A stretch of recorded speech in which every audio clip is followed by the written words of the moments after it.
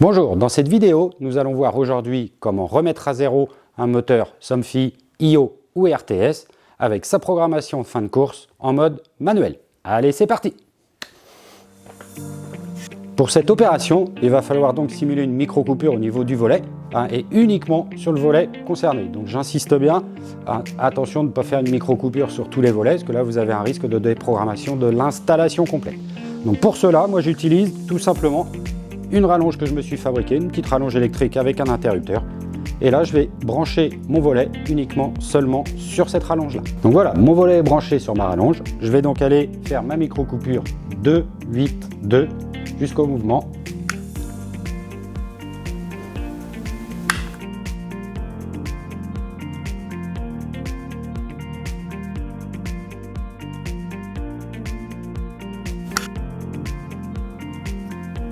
Et je réalimente.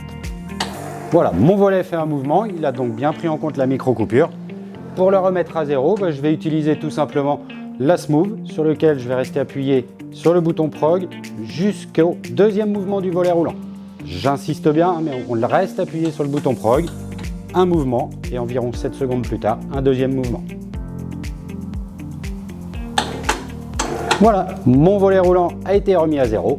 Maintenant, on va le régler, c'est fin de course. Donc dernière opération, le réglage des fins de course en mode manuel. Donc pour cela, une impulsion sur le montée-descente pour affecter la Smooth. Voilà.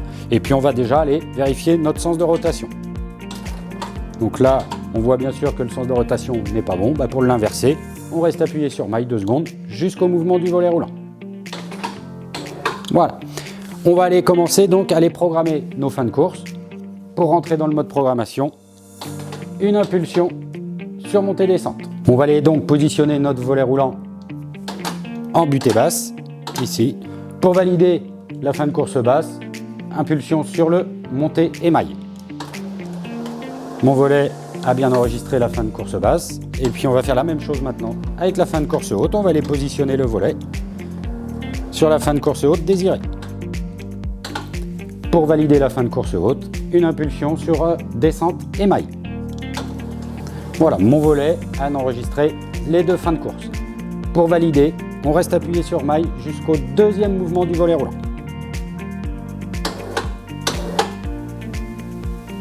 Voilà, on ressort du mode programmation avec une impulsion sur le bouton prog. Voilà, mon volet vient d'être enregistré en mode fin de course manuel.